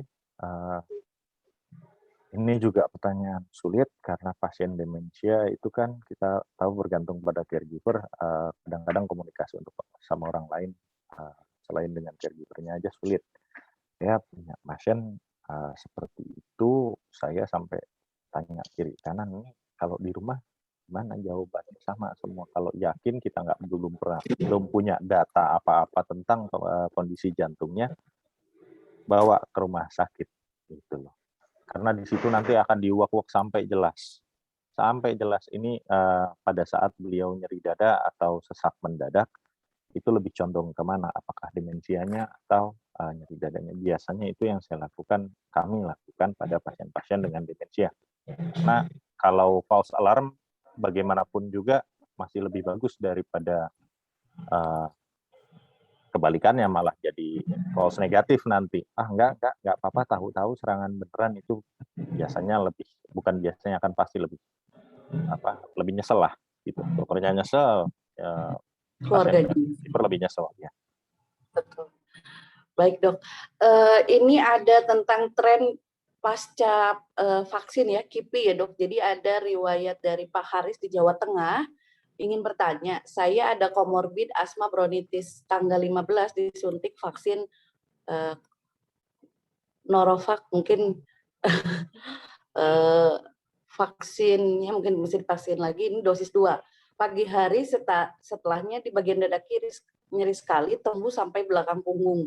Bahkan untuk tarik nafas terasa sakit seperti ditusuk-tusuk. Untuk berbaring juga sakit, padahal saya rutin olahraga kardio dan beban. Selama 3 hari pasca vaksin berangsur membaik. Saya khawatir ada gangguan di jantung dan menjurus ke otak. Seperti apa dok mungkin? Vaksinnya mungkin ini typo ya dok ya. Saya juga tidak bisa memastikan apa vaksinnya, tapi Norovac ya di situ ditulisnya ya. Saya juga sampai googling karena setahu saya Novavax nggak masuk ke sini. Oke, yang pertama yang ada satu yang bikin saya lega dari pernyataan Bapak dari semua itu pernyataan. Ketika tarik nafas makin sakit, berbaring makin sakit. Artinya Bapak kalau nggak tarik nafas dalam-dalam nggak sakit. Artinya nyeri kita kalau kita bilang nyeri dadanya pleuritik. Nyeri dada yang dipengaruhi oleh gesekan itu tidak, itu hampir pasti bukan satu serangan jantung. Saya nggak bisa bilang itu bukan karena keterlibatan jantung ya. Kemudian kalau berbaring sakit tembus ke punggung. Kalau Bapak bilang malah makin enak kalau Bapak duduk condong ke depan. Kemudian kalau dipakai tarik nafas sakitnya luar biasa gitu, dada berdebar sedikit makin sakit. Gitu. Saya sih bisa bilang kecil kemungkinan itu serangan jantung yang karena infark atau iskemik. Tapi saya karena settingannya klinisnya seperti itu dan ada vaksinnya dan kita tahu vaksin bisa mengakibatkan peradangan di beberapa bagian jantung. Saya mungkin Bapak pernah mengalami apa yang disebut perikarditis atau mungkin ya atau selaput pembungkus jantung. Jadi sama seperti paru-paru, hampir semua organ di dalam badan kita ada yang bungkusnya. Jantung juga punya namanya perikardium. Dia biasanya isinya cairan kurang lebih cuma 1-2 cc gitu. Kalau itu meradang, setiap debaran jantung, setiap jantungnya bergeser pada misalnya pada tarik nafas atau posisi berbaring, maka akan makin sakit. Itu yang disebut nyeri dadanya pleuritik begitu. Itu saya minimal saya bisa jamin, bukan bisa jamin, hampir pastilah Bapak bukan serangan jantung koroner, tapi ada kemungkinan Bapak ke arah itu. Tentu saja saya lebih senang lagi kalau itu otot yang kram karena karena kipi begitu ya. Seram juga ya kipinya. Baik dokter, kita beranjak sudah mulai ada pertanyaan yang menanyakan tadi yang materi di-share oleh dokter Chandra terkait demensia dan stroke ya. Ini ada Ibu Stefani dari Jakarta ingin menanyakan pertolongan apa yang harus dilakukan jika anggota keluarga ada yang terserang sakit stroke dan yang sudah pernah terkena stroke harus melakukan CT scan berapa lama setelah serangan yang pertama, dok? Terima kasih Bu Stefani. Jadi prinsipnya adalah kalau terkena stroke ya bawa ke rumah sakit, bawa ke IGD gitu. Tidak ada obat-obatan yang bisa kita kasih kecuali obat rutin yang biasa memang pasien konsumsi ya. Kedua, kalau pasiennya tiba-tiba keselak, ada batuk, ada penurunan kesadaran, jangan dikasih makan atau minum. Itu akan meningkatkan resiko tersedak yang ada, jadi resiko buat jadi infeksi paru-paru kalau nanti dia cairannya itu masuk ke paru-paru. Terus kemudian kalau misalnya jadi gejala stroke itu yang paling umum ya, satu bicaranya rero, mulutnya mencong, jadi muka jadi nggak simetris gitu. Kalau minum tiba-tiba kok ngeces atau drooling gitu. Kemudian gejala yang umum lain adalah kelemahan anggota gerak sesisi gitu, tiba-tiba jatuh atau kesandung gitu. Seringkali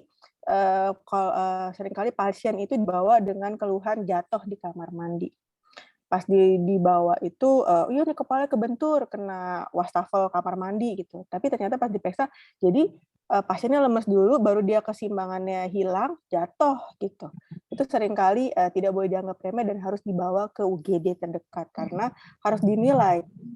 Sebaiknya itu UGD yang memiliki memang sebaiknya dengan CT scan Karena kita mesti menilai kalau memang stroke ada dua, yang satu penyumbatan, yang satu pecah pembuluh darah. Otomatis dua penyakit itu beda jauh, yang satu harus di stop perdarahannya, yang satunya harus dibuka penyumbatannya.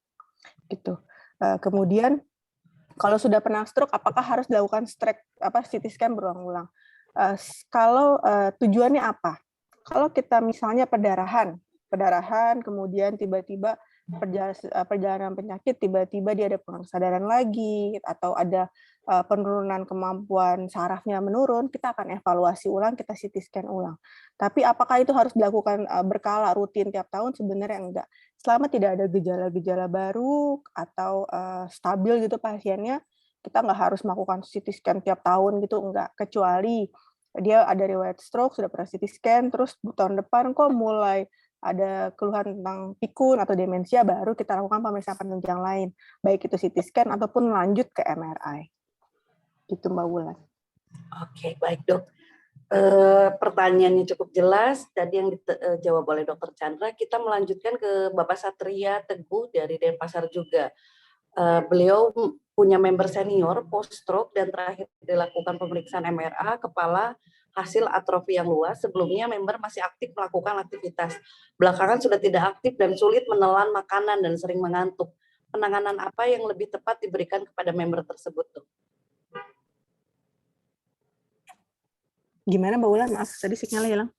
Oke, Dok. Jadi ada member senior yang dikelola oleh Pak Satria di Denpasar mengalami post-stroke, pasca stroke, dan terakhir dilakukan pemeriksaan MRA kepala, hasil atrofi yang luas. Sebelumnya member masih aktif melakukan aktivitas, belakangan sudah tidak aktif dan sulit menelan makanan dan sering mengantuk. Jadi penanganan yang tepat yang diberikan kepada member tersebut seperti apa, Dok?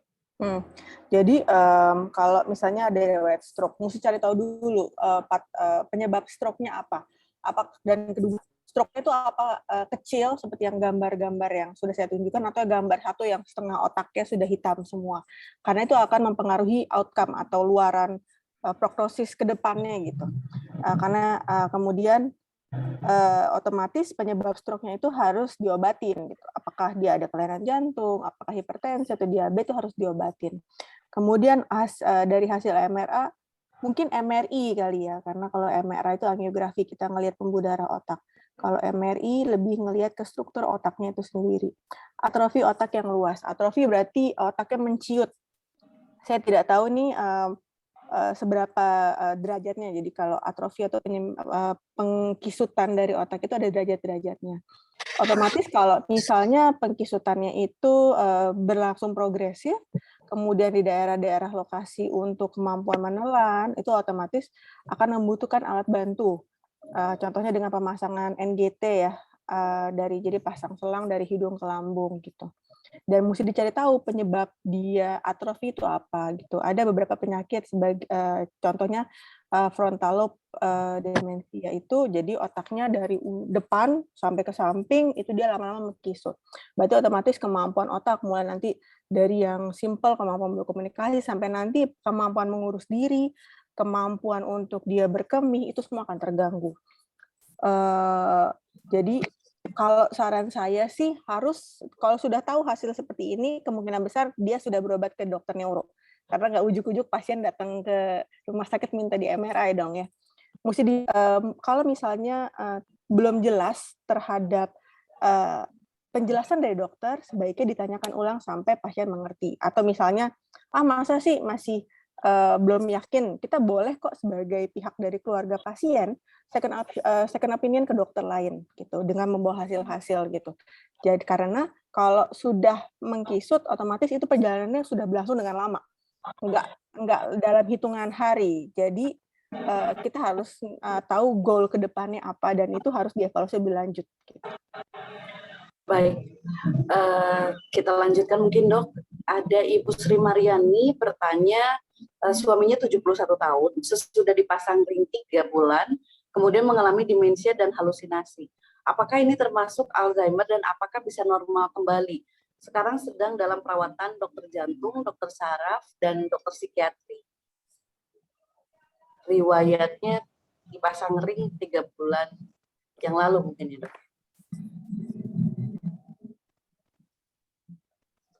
Ya dok, dokter bisa dengar saya dok? Bisa, punten, saya. Nah, Siap. riwayat dipasang stent, pertanyaannya apa tadi? Maaf, saya dengar terputus-putus sempat. Iya. Stent 3 bulan yang lalu, kemudian? Jadi dipasang stent 3 bulan yang lalu, terus mengalami demensia dan halusinasi. Apakah ini sudah termasuk fase Alzheimer dan apakah bisa normal kembali? Pertanyaannya dok. Dan Itu sekarang buat dalam Dokter Chandra ya? perawatan dokter jantung, dokter syaraf, juga dokter psikiatri. Ini ada dua-duanya nih.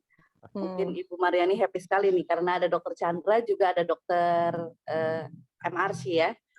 Siap. Oke. Mangga silakan siapa yang mau mulai menjawab dulu dok. Oh ya udah, mungkin ke saya dulu ya dok ya. Kalau ngelihat faktor resikonya jelas, satu faktor resiko usia. Jadi memang usia sudah di atas 65 tahun. Kemudian dia mengalami halusinasi, dan kalau memang sudah didiagnosa demensia, mungkin sebenarnya perjalanannya sudah lama dan sekarang mulai timbul BPSD, jadi gangguan perilaku akibat dari demensia itu sendiri. Apakah ini termasuk Alzheimer? Itu harus dievaluasi lebih lanjut gitu. Ada pemeriksaan khusus dari tes memori, kemudian ada pemeriksaan penunjang dari MRI, kita melihat struktur otaknya bagaimana, apakah ada jadi pengkisutan pada beberapa bagian khusus seperti pada hipotalamus, itu yang sering terjadi pada pasien-pasien dengan demensia Alzheimer. Nah, apakah bisa normal kembali? Seperti yang kita ketahui adalah kalau memang pasien dengan demensia Alzheimer itu adalah penyakit progresif. Jadi memang sampai saat ini masih dalam penelitian nih, belum ada obat-obatan khusus yang dapat men-stop atau menyembuhkan. Di Amerika sudah FDA sudah mempublikasi ada sebuah obat yang dapat dikatakan dapat menyembuhkan gitu. Cuman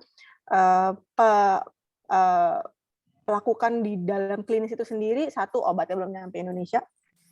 Kedua, di Amerika itu pun sendiri belum dipakai dengan luas karena itu obatnya cukup mahal. Ketiga, kalau sudah otaknya sudah mengkisut, yang bisa kita lakukan adalah mencegah turunnya nggak terlalu drastis, jadi nggak kayak loncat dari jurang lah turunnya. Jadi kalau grafik orang turunnya perlahan, kalau demensia tanpa diobatin, demensia turunnya langsung bebas, kita mengharapkan dengan obatan-obatan seperti mungkin pasien diberikan donepezil atau golongan-golongan memantine itu turunnya juga mengikuti kurva normal.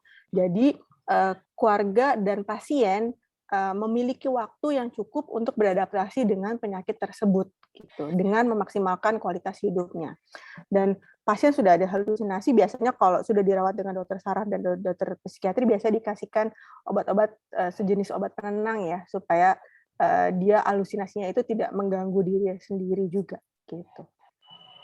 Ya, Dokter Asy mungkin ingin menambahkan karena ini sebelumnya ada pemasangan stent, dok. Mungkin ada yang ingin ditambahkan?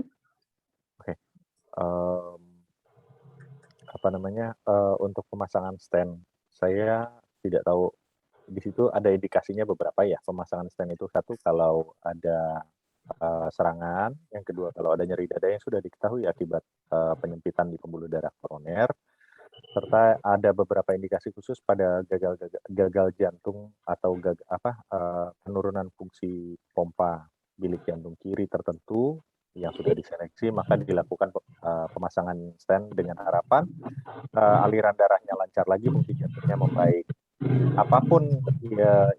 Apapun indikasi pemasangan tersebut, biasanya setelah pemasangan stent, pasien dapat ekstra satu tanda kutip pengencer darah. Itu pada pasien-pasien dengan stroke atau demensia, selama dia tidak terjadi akut, gitu ya, kita bisa dengan aman lanjutkan. Saya tidak dapat jelas kronologis apakah setelah dipasang stent kemudian gejala demensianya makin berat dengan yang dibuktikan dengan pemeriksaan penunjang, misalnya lesi atau kondisi otaknya makin memburuk gitu. Nah, yang mau saya garis bawahi adalah satu, sebisa mungkin kecuali diindikasikan oleh dokternya, supaya biasanya pasien mengeluh, dok, pengencer darah saya kok banyak sekali gitu loh. Memang pada pemasangan stent kecuali pasien dengan rentan perdarahan atau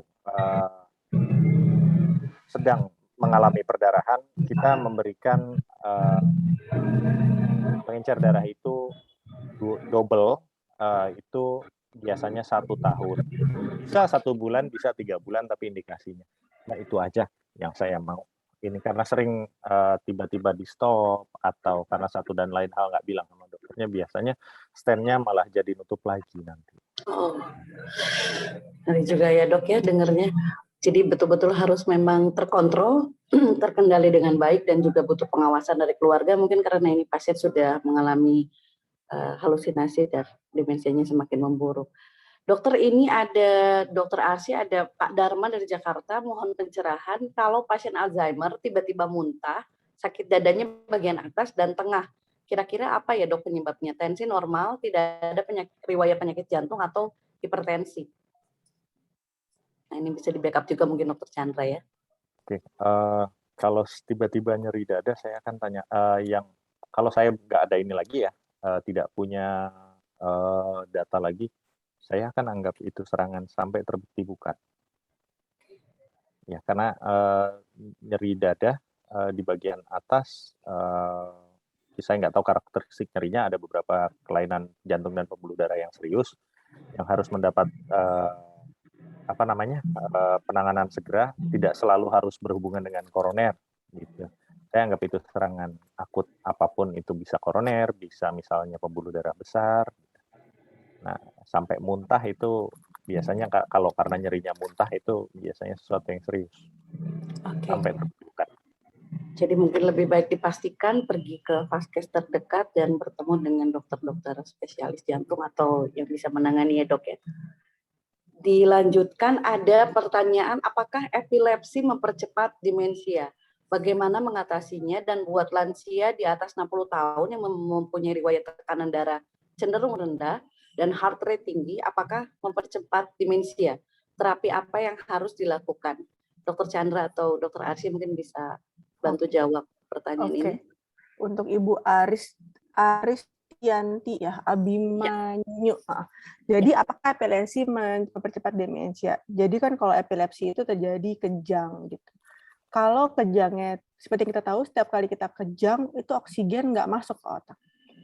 Otomatis kalau dia epilepsi tidak terkontrol, tidak minum obat, terus dia lost to follow up lah kasarnya, ya otomatis ya bisa menimbulkan kerusakan otak itu tersendiri.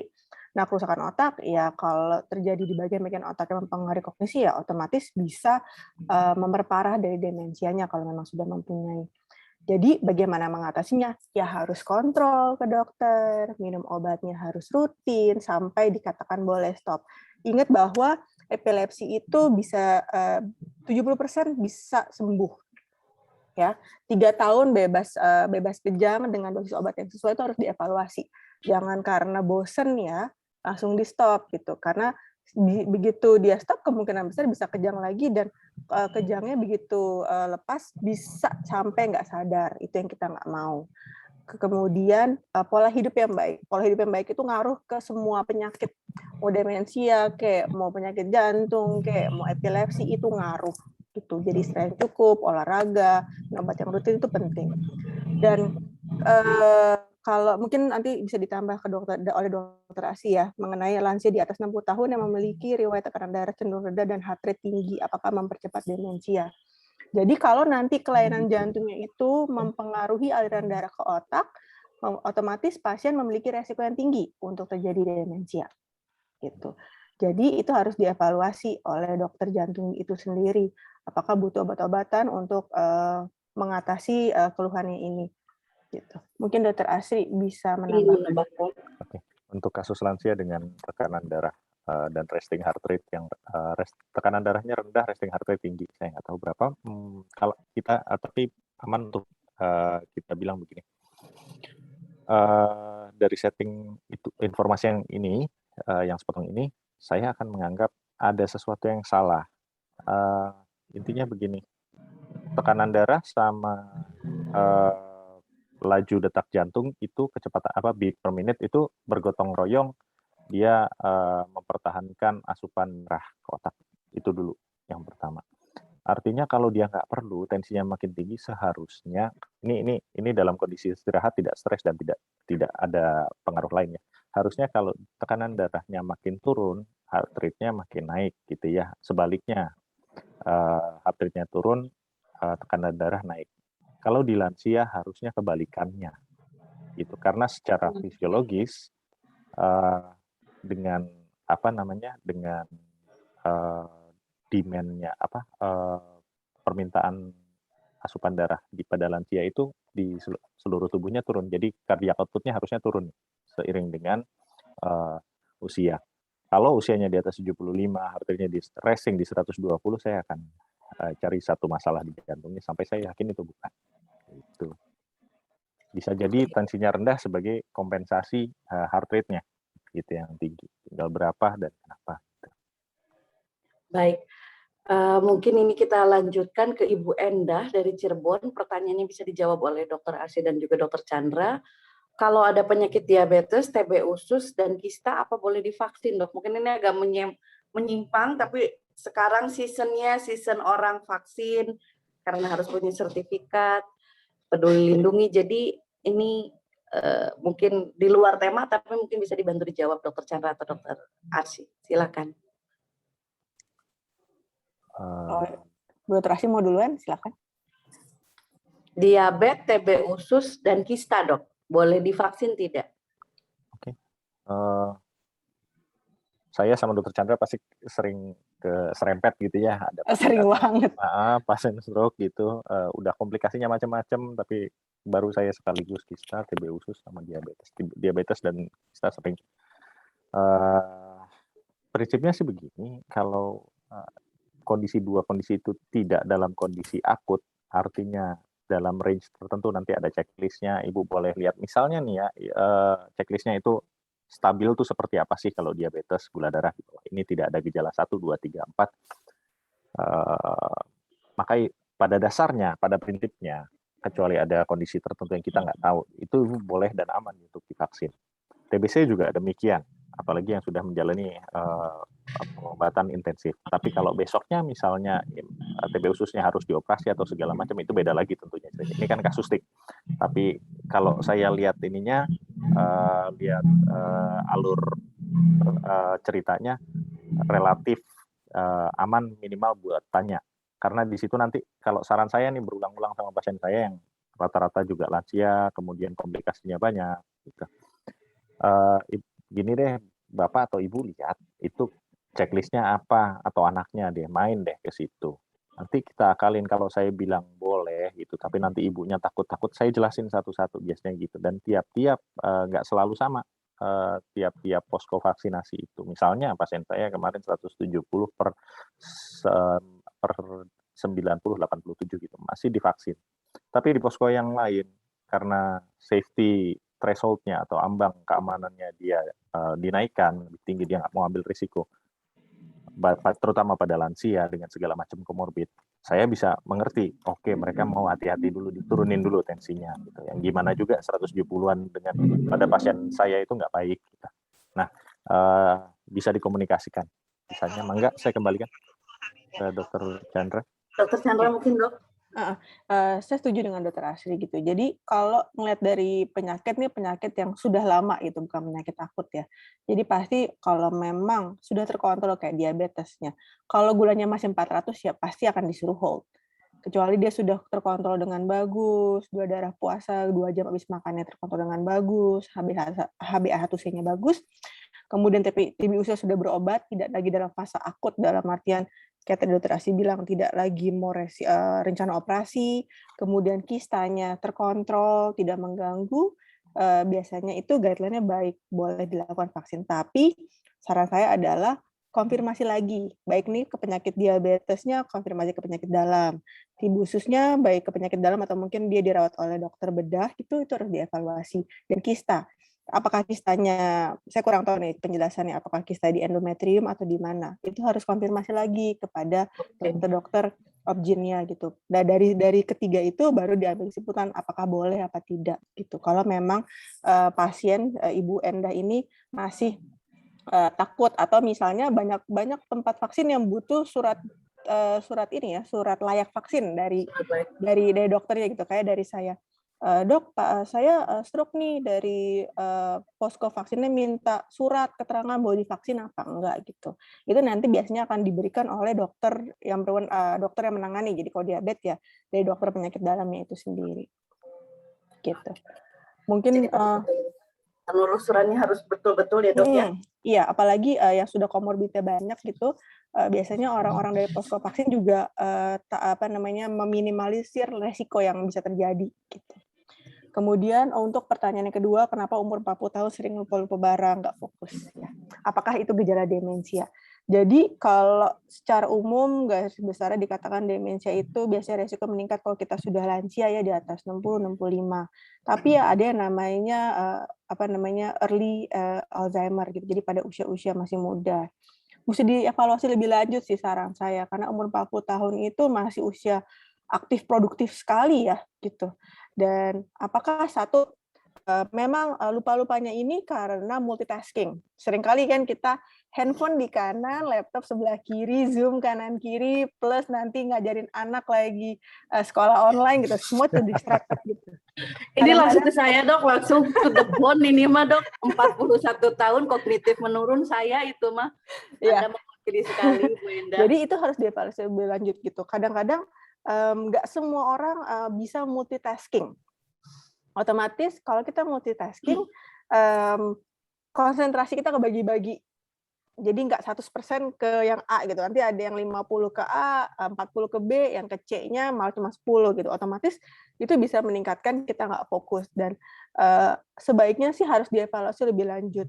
Dan si pasiennya harus, kalau saran saya selalu bilang ke pasien seperti ini. Bikin catatan. Seberapa sering sih lupanya? Itu satu. Kedua, hal apa yang lupa? Apakah lupanya lagi bisa ditemukan lagi? Jadi contoh handphonenya ketinggalan atau nggak ketemu. Masih bisa ketemu lagi nggak itu handphone? Gitu. Atau misalnya dia lagi mau ke dapur, mau masak, tiba-tiba di tengah jalan anaknya minta tolong cariin baju. Setelah dia selesai cariin anaknya baju, dia masih ingat nggak balik mau ke dapur untuk masak gitu. Karena kalau misalnya dia tidak ingat lagi pekerjaan yang dia tadi melakukan, itu alarmnya harus nyala nih. Harus ada yang salah, harus rasa deg-degannya harus muncul gitu. Karena itu suatu hal yang nggak wajar gitu. Nah, apakah itu gejala demensia? Saya nggak akan bilang itu bukan. Karena mungkin saja gitu. Penelitian membuktikan kadang-kadang kalau suka lupa-lupa itu merupakan alarm. Jadi kayak petanda-petanda apakah ke depannya bisa demensia atau mungkin gejala-gejala kognitif ringan bisa muncul. Dan apa yang harus dilakukan? Satu, dievaluasi. Kedua, kalau ini menurun terus, kemudian sampai mengganggu aktivitas daily living, apalagi di era zaman sekarang ya, dia sampai mengganggu kemampuannya untuk bekerja, kemampuannya untuk memakai, kasarnya biasa pakai desain grafis komputer, sekarang untuk mengganggu, itu harus dicek ke dokter. Baik, terima kasih dok. Ini sangat mewakili ya, terima kasih. Saya juga kan meskipun moderator punya isu sendiri dok, benar 41 tahun pelupa ya, sekolah daring terselamatkan minggu depan ya ibu-ibu kita sudah mulai tatap muka. Stres rilisnya mulai dilepaskan satu-satu meskipun stres yang lain ya, karena takutnya ada klaster sekolah lagi nanti. Baik dok, kita lanjutkan. Ada Ibu Dian Rosiana dari Cilacap. Mau tanya, asupan makanan pada pasien stroke dengan demensia itu bagaimana? Jika tensi tidak tinggi, apakah tetap mengurangi asupan natrium dok? Ini pertanyaannya bagus sekali dok untuk. Oke, mungkin dokter Asi dulu, karena ada darah tinggi, ada tensi, Ya, tensi. Tensinya normal kan ya? Tidak tinggi ya? Betul ya? Betul. Boleh tetap tetap harus mengurangi asupan natrium atau seperti apa dok? Saya tidak. Kalau pasien-pasien ini pasien saya aja ya, itu yang memang stabil, kita anggap aja gagal jantung gitu ya. Saya tidak akan mengurangi natrium kecuali indikasinya tidak terkontrol gitu. Karena pada pasien demensia, pasien lanjut usia, banyak sekali kejadian malah hiponatremia. Gitu. Kebablasan biasanya orang Indonesia dibilang kurangin ya, nanti dipantang. Dipantang nggak pernah makan garam, apa tahu-tahu datang natriumnya sejeblok-jebloknya gitu karena kronis. Sayang. Tapi itu pengalaman pahit saya dan pasien-pasien saya mungkin gitu. Mangga, Dokter Chandra. Dokter Chandra mungkin ingin menambahkan, Dok? Iya, Terkait jadi benar. makanan. Iya, jadi benar banget kata Dokter Asri. Jadi sebenarnya tubuh kita tetap butuh natrium, garam-garaman ya, gitu kita orang awam menilainya gitu.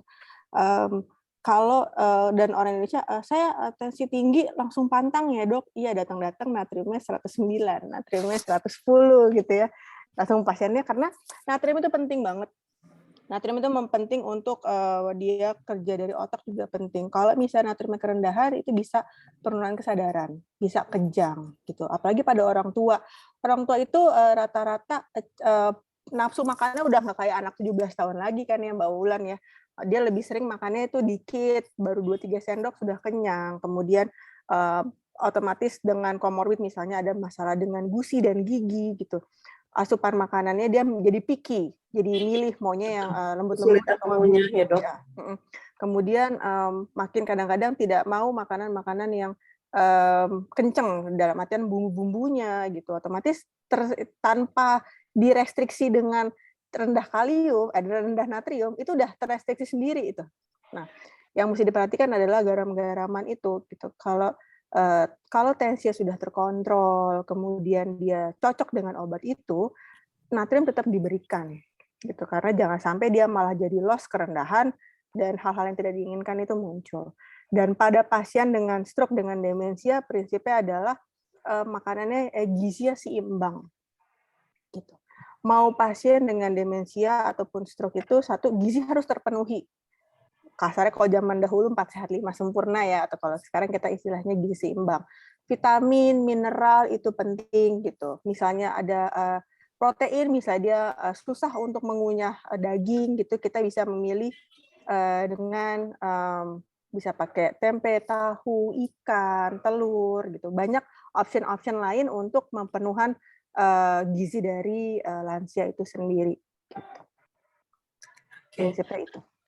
Pertanyaan terakhir sebelum kita berfoto dan sebelum saya mengumumkan diadakannya webinar seri setelah hari ini ada Ibu Catherine dari Denpasar menanyakan konsultasi dan pengobatan demensia apakah dapat di-cover oleh BPJS. Waduh, tapi setahu saya mungkin yang di-cover jelas-jelas oleh BPJS itu ada program Prolanis, pengelolaan penyakit kronis diabetes, hipertensi. Tapi untuk demensia mungkin itu tergantung provinsinya, tergantung wilayahnya, kebijakannya seperti apa. Mungkin saya bantu jawab. Saya serahkan pertanyaan kedua ke Dokter Chandra. Ibu saya terkena stroke bulan Februari kemarin, kontrol rutin dengan dokter jantung, mengkonsumsi obat hipertensi, pengencer darah, obat stroke dari dokter saraf, diberi vitamin B6 dan sitikolin. Sebelum stroke, beliau sudah mengalami tanda-tanda pikun. Apakah perlu pemeriksaan lebih lanjut untuk demensianya? Kemarin ini kita ada webinar series untuk para dokter umum di Kota Bandung ya dok ya, tentang bagaimana deteksi dini dan cegah demensia di rangkaian World Alzheimer's Month 2021. Jadi temanya nyambung nih. Gimana dok? Ada yang bisa dijelaskan? Iya, terima kasih buat Ibu Catherine dari Denpasar ya. Saya kurang tahu kalau di Denpasar, tapi kalau di Bandung kita sistemnya seperti ini. Jadi kalau kita melihat protap dari BPJS, dia sistemnya berjenjang. Mulai dari PPK 1 yaitu puskesmas, kemudian PPK 2 rumah sakit umum pada biasanya standar lah kalau di Bandung. Ini kayak Edelweiss, Advent tuh kita ngomong PPK 2, PP3 di Bandung itu ada RSAS dengan Santosa gitu. Biasanya kalau paling tidak kalau sudah udah usia lanjut baik itu terkena stroke atau tidak, tapi memang memiliki tanda-tanda pikun, suka lupa, suka nanya-nanya berulang, kemudian kemampuan judgement yang tadinya bisa menentukan, abis masak saya mau mandi gitu, sekarang udah jadi males-malesan, itu harus dievaluasi, harus pemeriksaan lebih lanjut gitu. Di PPK 1, kalau di Bandung kita sudah mengajarkan kepada rekan-rekan sejawat dari dokter umum untuk paling nggak screening beberapa pemeriksaan yang bisa dilakukan di puskesmas. Tapi untuk pemeriksaan, untuk menegakkan nanti beneran demensia dan demensianya tipe yang mana, karena ini berhubungan dengan pengobatan, itu biasanya akan dirujuk baik ke PPK 2 yang memiliki klinik memori ataupun PPK 3 rujukan paling tinggi gitu. Apakah karena obat-obatannya itu kalau obat-obat demensi tidak ada di PPK 1 memang gitu. Kemudian apakah pengobatan demensia dapat di-cover oleh BPJS? Sampai saat ini tidak semua obat untuk demensia itu di-cover oleh BPJS gitu. Jadi memang sedang di-lobby untuk bisa di-cover, tapi beberapa memang sudah di-cover dan gejala ikutan dari demensia itu sendiri, contohnya kalau misalnya ada gangguan mood, kemudian agitasi, delirium, itu beberapa obat juga memang tidak ada ya di PPK 1 gitu. Bahkan di PPK 2 kadang-kadang terbatas sehingga pasien harus dirujuk ke PPK 3. Jadi itu semoga itu bisa meresumekan untuk Ibu Catherine bagaimana yang harus dilakukan kalau memang pasien dengan demensia dan tentang pembiayaannya. Iya, sangat menjawab sekali dokter. Sebelum kita berpisah, bukan berpisah, ada will of name. Jadi yang terdaftar di link absensi yang telah di-share panitia tadi, admin tadi, kita akan putar, Dok. Akan ada 5 nama yang kita sebutkan dan akan mendapatkan bingkisan dari PeptiBrain dan juga Kalbe. Terima kasih atas segala dukungannya kepada PT Kalbe dan PeptiBrain untuk bingkisan para pemenang yang nanti akan langsung sampai di rumah setelah selesai semua rangkaian World Alzheimer's Month Korwil Alzi Bandung September 2021. Masih ada 2 webinar lagi sebelum kita menjelang akhir bulan September yang tetap harus mungkin udah ada fansnya sih kalau webinar series Alzi Bandung ya. Oke. Ya, Mbak Febi, namanya mungkin. Oh, Mbak Ratu. Kita Mbak Ratu dari KNCC. Mbak Ratu, boleh? Ya, stop. Dan nama yang pertama disebutkan adalah Dr. Neti Watini. Wah, ini kayaknya dari Bandung, Dok. Kemarin saya share juga e-flyer ini kepada para peserta dokter-dokter pengelola Prolanis dan juga dokter-dokter yang kemarin mengikuti seminar di Dinkes, Dok. Selamat untuk dokter. Ada dokter Luciana juga. Senang sekali ya hari ini ya. Ya, Ibu Retno Ambar. Nama kedua Ibu Retno Ambar ya selanjutnya. Dapat hadiah nih kapan kok namanya ini kayak Wheel of Fortune gitu. Kalau daftar, apa kan nggak daftar? Ya, cuma daftar aja. Dokter Igor harusnya ngisi link absensi biar namanya ada dong. Dokter Dian Rosiana. Wah, oh ini Ibu Dian Rosiana STR GZ. Oke, 3 ya. Mbak Ratu, 2 nama lagi.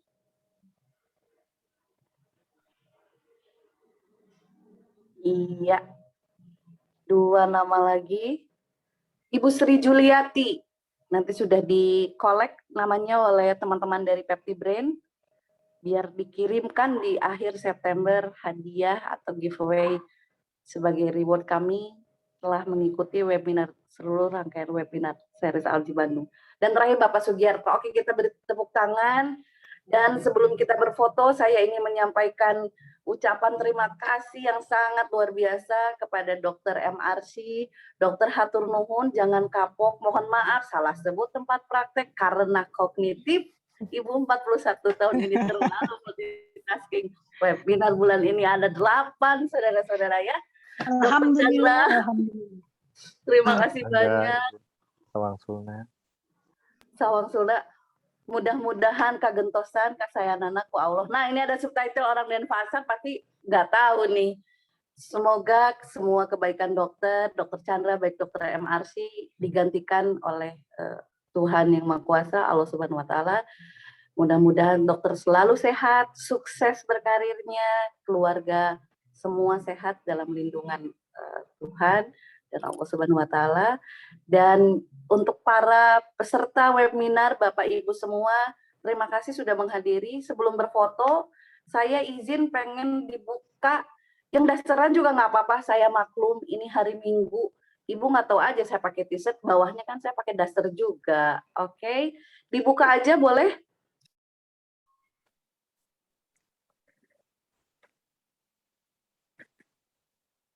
Tengah fotonya Wulan, biar masih pada ngumpul. Beberapa tadi ada yang udah live karena udah pertanyaannya udah dijawab. Udah nama saya nggak keluar di Wheel of Name.